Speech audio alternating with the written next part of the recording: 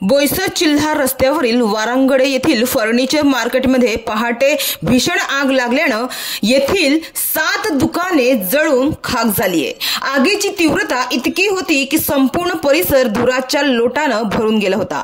सकाळी 7:30 वाजण्याच्या सुमारास ही आग लागली असल्याचा प्राथमिक अंदाज व्यक्त केला जात आहे। मात्र ही आग कशामुळे लागली याबाबत अद्याप स्पष्ट माहिती मिळाली नाहीये। बोईसर चिल्हार रस्त्यावरील वारांगडे येथील जे फर्निचर मार्केट आहे त्या मार्केटमध्ये पहाटे ही भीषण आग लागल्याची घटना घडली। या मार्केटमधील 7 दुकाने जळून खाक झाल्याची माहिती आहे। मात्र या आगीमुळे जे दुकान मालक होते त्यांचं लाखो रुपयांचं नुकसान झालंय। तर या फर्निचर मार्केटमध्ये दुकाने दाटीवाटीनं असल्यामुळे आगीचा वेग झपाट्यानं वाढल्याचं दिसून आलं। विशेष म्हणजे या भागात कोणतीही सुरक्षिततेची उपाययोजना नसल्यामुळे अशी संकटे वारंवार घडत आहेत। तर आगीवर नियंत्रण मिळवण्यासाठी अग्निशमन दलाच्या गाड्या घटनास्थळी दाखल झाल्या होत्या। तर या घटनेची माहिती मिळताच पोलीस घटनास्थळी दाखल झाले होते।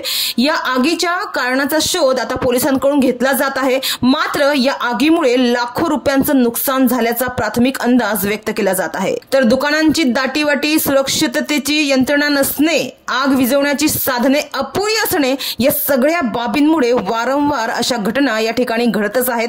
आता तरी प्रशासन जागे होईल का असा सवाल नागरिक उपस्थित करीत आहे। कारण एकीकडे नागरिकांनी वारंवार सुरक्षिततेच्या उपाययोजनांची मागणी केली असली तरी प्रशासनाकडून मात्र दुर्लक्षच केलं जात आहे।